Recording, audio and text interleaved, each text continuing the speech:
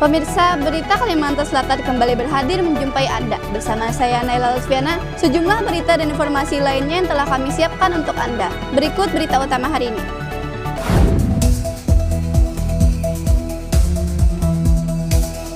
Banyak sekolah memprihatinkan, Ketua DPRD Kota Banjarmasin bakal panggil PLT Kadis dan jajaran.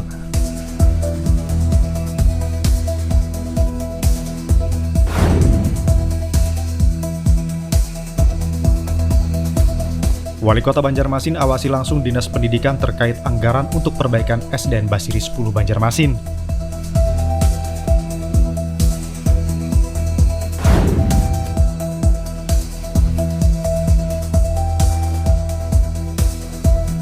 Damkar Hulu Sungai Utara serahkan satwa dilindungi ke BKSDA Kalimantan Selatan.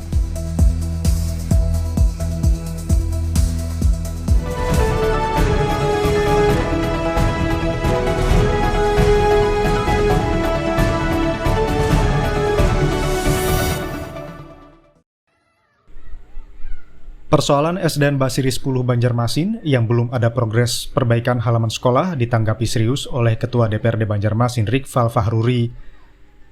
Tidak hanya SDN Basiri 10 saja, banyak sekolah di bawah naungan Dinas Pendidikan Kota Banjarmasin yang kondisinya memprihatinkan. Salah satunya SDN Mawar 7 di Kelurahan Mawar, Banjarmasin Tengah, yang bangunannya dinyatakan tidak layak alias rusak berat dengan persentase kerusakan sebesar 68%. Kedua sekolah tersebut hingga saat ini sama-sama menunggu janji Dinas Pendidikan Kota Banjarmasin dalam hal perbaikan.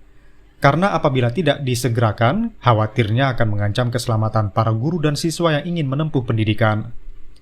Rikfal pun berencana memeriksa sekolah-sekolah yang menjadi perhatian itu untuk mengetahui kondisi sesungguhnya seperti apa. Kemudian pihaknya akan melakukan klarifikasi kepada Dinas Pendidikan terkait kondisi sekolah-sekolah tersebut.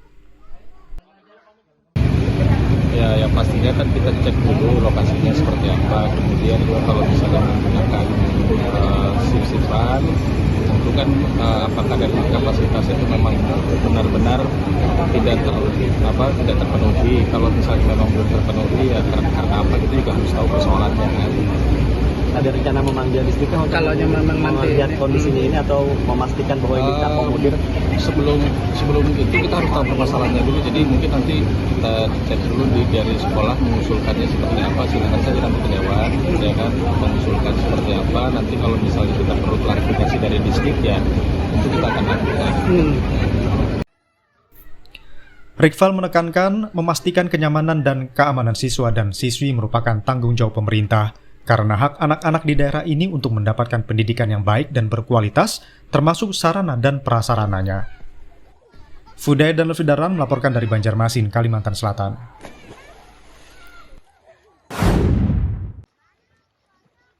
Kondisi SDN Basiri 10 yang memprihatinkan terdengar oleh Wali Kota Banjarmasin Muhammad Yamin. Bahkan dalam waktu dekat, Yamin berencana melihat langsung kondisi sekolah yang berada di Basiri Selatan, Kecamatan Banjarmasin Selatan itu. Menurut Yamin, wajah Kota Banjarmasin bisa terlihat dari pembangunan infrastruktur, terutama di dunia pendidikan, agar jangan sampai ada ketimpangan. Bahkan Yamin akan mengawasi langsung Dinas Pendidikan, apakah benar-benar sudah menganggarkan perbaikan untuk halaman SDN Basiri 10 Banjarmasin tersebut.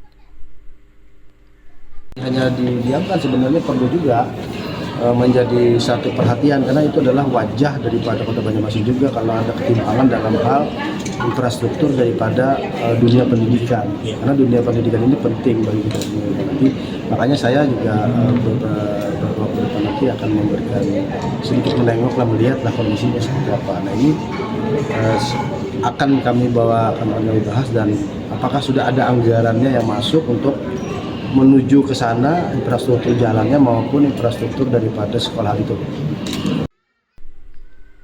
Keluhan guru dan murid mengenai kondisi sekolah tersebut sudah sekian lama terdengar, bahkan sampai-sampai siswa harus berangkat ke sekolah menggunakan jukung kecil. Fudail dan Lutfi Darlan melaporkan dari Banjarmasin, Kalimantan Selatan.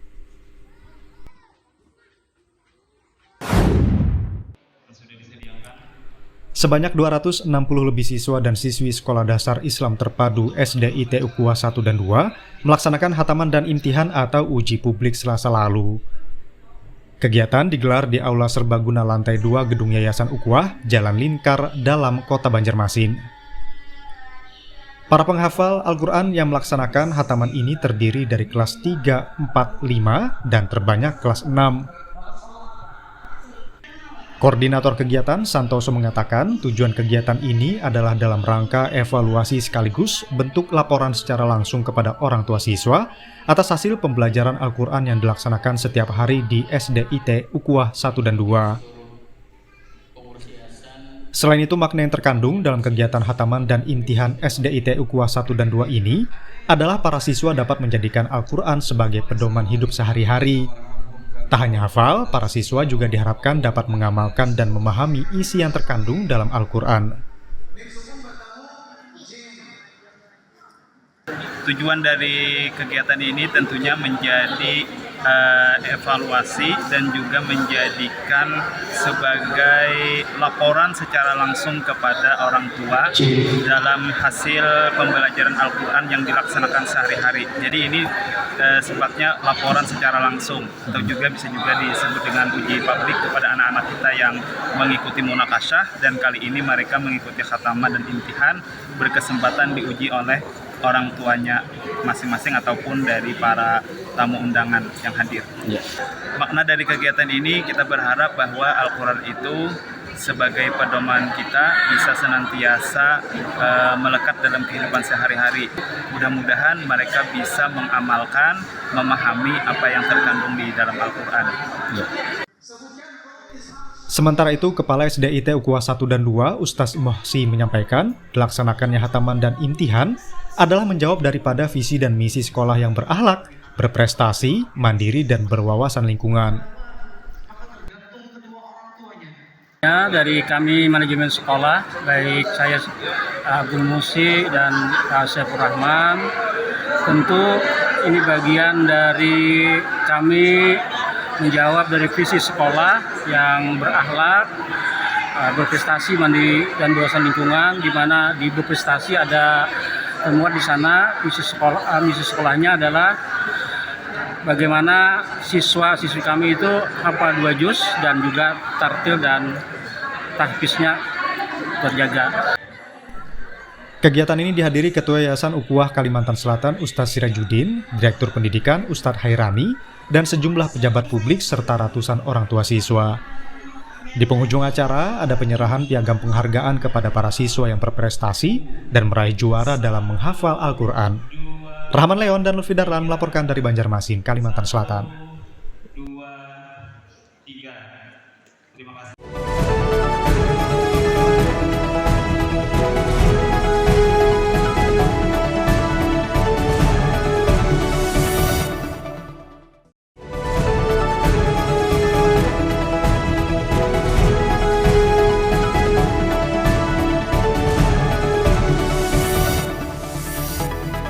Pemirsa, terima kasih masih bersama kami di Berita Kalimantan Selatan. Untuk Anda yang baru bergabung, berikut berita utama hari ini.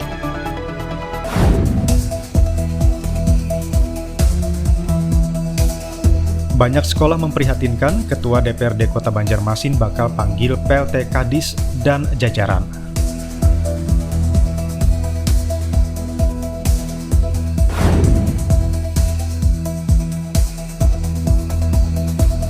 Wali Kota Banjarmasin awasi langsung Dinas Pendidikan terkait anggaran untuk perbaikan SDN Basiri 10 Banjarmasin.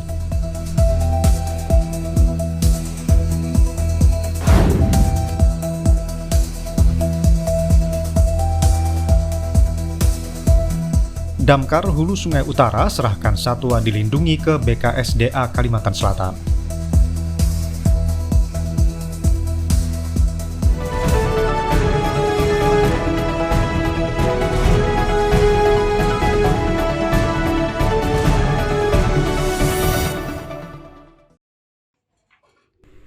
Petugas pemadam kebakaran dari Dinas Satuan Polisi Pamong Praja dan Pemadam Kebakaran Kabupaten Hulu Sungai Utara menyerahkan seekor satwa liar dilindungi kepada Badan Konservasi Sumber Daya Alam Kalimantan Selatan.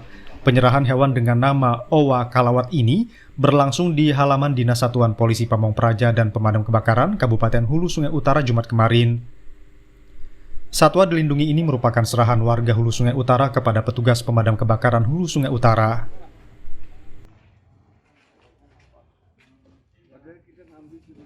Kami dari pihak Satpol PP dan Pemadam Kebakaran Kabupaten Hulu Sungai Utara telah mengamankan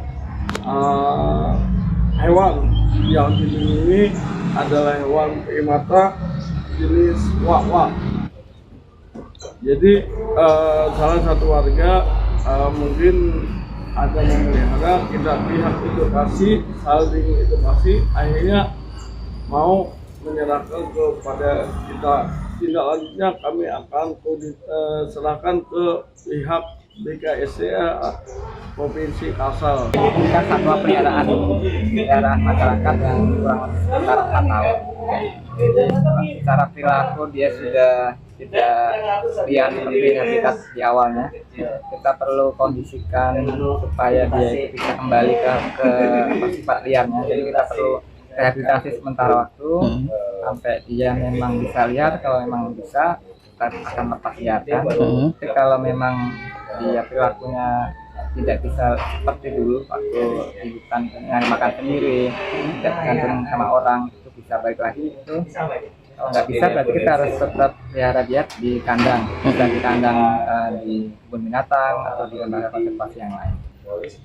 Jadi kami berharap kegiatan konservasi ini dilakukan bersama, artinya tidak hanya kami BKSDA tapi juga perlu dukungan dari masyarakat sekitar, baik itu yang ada di sekitar hutan maupun masyarakat yang ada di perkotaannya. Artinya mereka punya andil juga untuk menjaga, paling tidak mereka tidak memelihara satwa dilindungi di rumah. Kemudian lebih besar lagi mungkin dia tidak menjual satwa dilindungi secara ilegal, mau memanfaatkan tentu harus menjadi perundangan yang berlaku.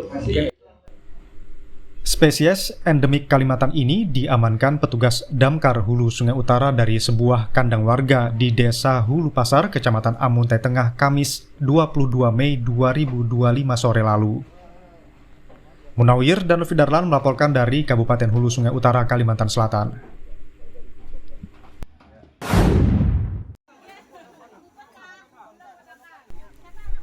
Pemerintah Kabupaten Balangan terus menggencarkan berbagai upaya untuk menekan laju inflasi di daerah.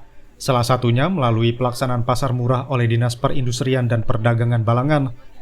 Dalam pelaksanaannya kali ini, Disperindak Balangan menggelar pasar murah di halaman Majelis Taklim Rediatul Muhyiddin, Desa Bungin, Kecamatan Paringin Selatan, Rabu lalu.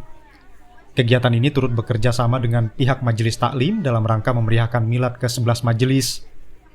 Beragam kebutuhan pokok dijual pada pasar murah ini dengan harga terjangkau seperti gula, bawang, teh, kecap, telur, tepung, dan bahan pokok lainnya. Selain itu, pasar murah ini juga melibatkan pelaku UMKM lokal yang memasarkan produk unggulan mereka seperti sirup batu mandi dan kopi pasak bumi. Jabatan Fungsional JF Analis Perdagangan Disperindak Balangan Asbid menyampaikan bahwa kegiatan pasar murah mendapat sambutan positif dari masyarakat. Ia berharap kehadiran pasar murah ini dapat meringankan beban pengeluaran masyarakat, khususnya di tengah kondisi harga kebutuhan pokok yang fluktuatif.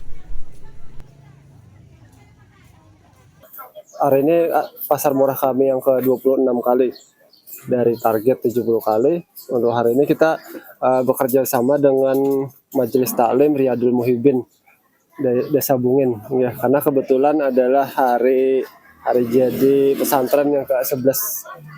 Semoga dengan kegiatan kali ini bisa membantu menyemarakan hari jadi Majelis Taklim Riyadul Muhyiddin. Selain itu juga bisa membantu masyarakat dalam memperoleh kebutuhan atau sembako dengan harga yang lebih murah. Muhammad Kamil dan Lutfi Darlan melaporkan dari Kabupaten Balangan, Kalimantan Selatan. Air merupakan sarana yang sangat vital bagi kelangsungan hidup. Seiring dengan pertambahan jumlah penduduk, perkembangan Kota Banjarmasin baik di sektor pembangunan maupun industri yang terus meningkat mengakibatkan kebutuhan akan air bersih terus bertambah. Untuk itu, Pam Banjarmasin sebagai perusahaan pengelola air bersih di Kota Banjarmasin dituntut untuk dapat memenuhi kebutuhan akan air bersih. Kota Banjarmasin menjadi salah satu penyangga ibu kota negara, memiliki jumlah penduduk 708.516 jiwa pada tahun 2021 dengan luas wilayah 98,46 km persegi, juga dijuluki sebagai kota 1000 sungai. Semakin meningkatnya jumlah penduduk membuat sarana dan prasarana Kota Banjarmasin harus ditingkatkan, terutama untuk pendistribusian air bersih yang dialirkan kepada masyarakat dengan kualitas, kuantitas, kontinuitas, serta tekanan hingga kebutuhan air bersih bisa dirasakan masyarakat Kota Banjarmasin sampai dengan wilayah terujung.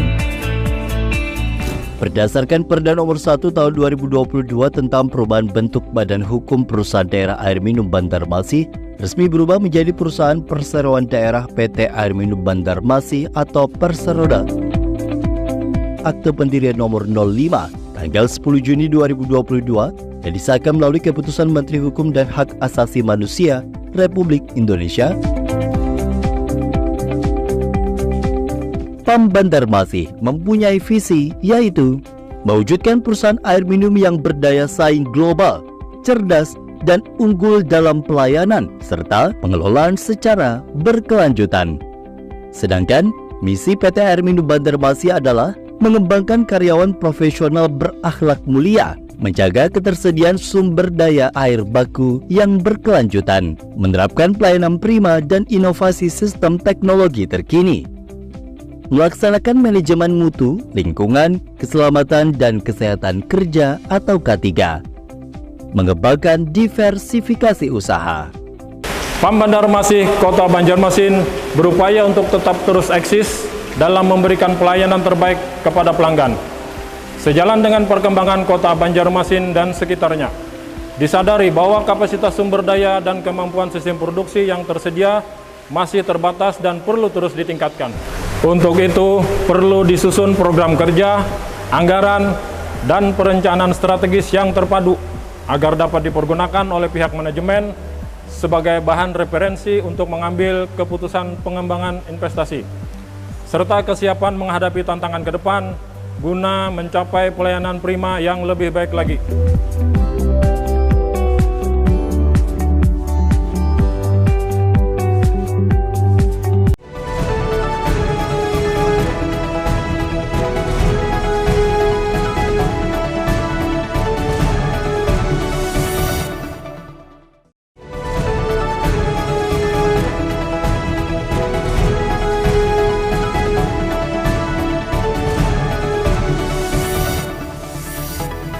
Pemirsa, terima kasih masih bersama kami di Berita Kalimantan Selatan. Untuk Anda yang baru bergabung, berikut berita utama hari ini.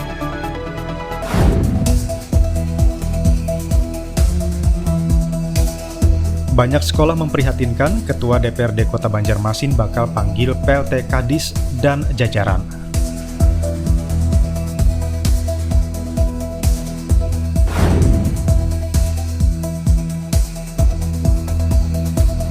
Wali Kota Banjarmasin awasi langsung Dinas Pendidikan terkait anggaran untuk perbaikan SDN Basiri 10 Banjarmasin.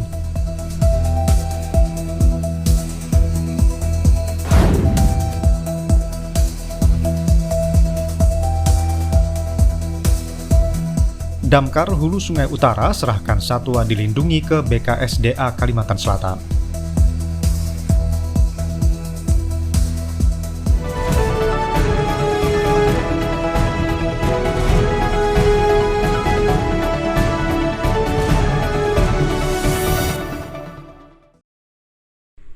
Sekretariat Sentral Layanan Universitas Terbuka Kota Baru Bamega resmi dibuka Direktur Universitas Terbuka Banjarmasin, Insinyur Muhammad Priyono, Jumat kemarin di Jalan Raya Brangas Kilometer 2 Desa Batuah, Kecamatan Pulau Lotsigam, Kabupaten Kota Baru.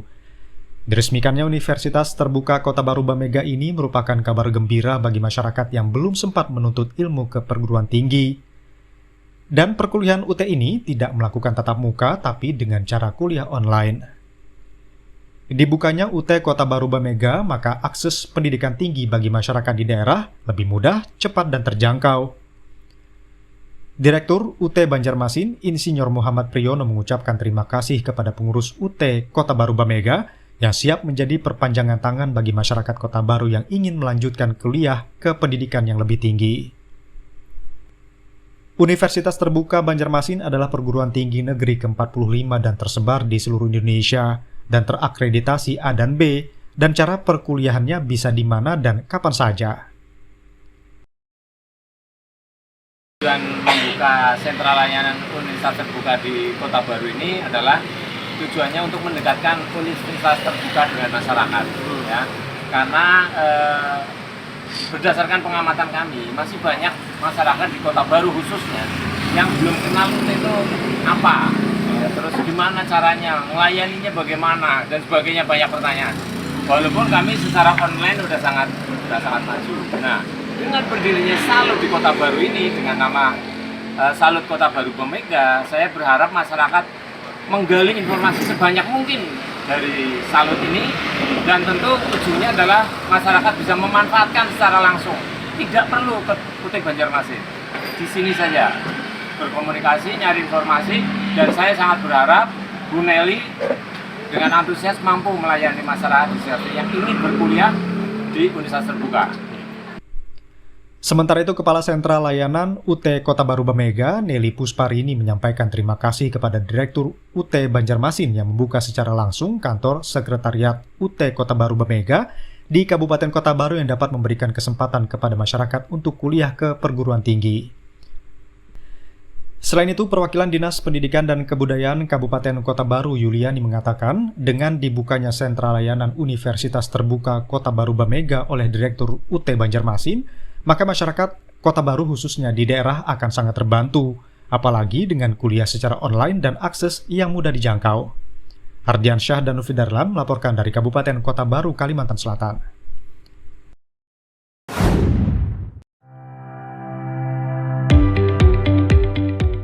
PT Air Minum Intan Banjar Perseroda merupakan BUMD air minum yang melayani dua wilayah atau daerah, yaitu Kabupaten Banjar dan Kota Banjarbaru.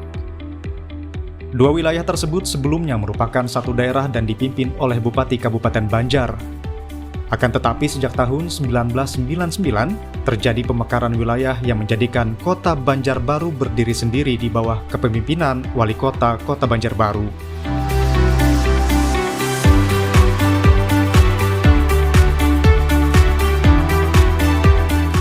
Kabupaten Banjar memiliki luas wilayah kurang lebih 4.688 km persegi, serta memiliki 19 kecamatan.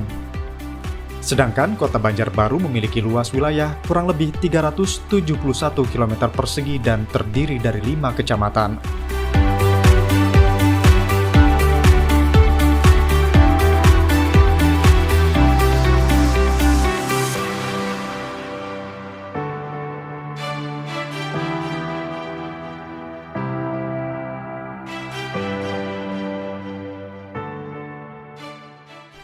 PT Air Minum Intan Banjar Perseroda memiliki visi dan misi.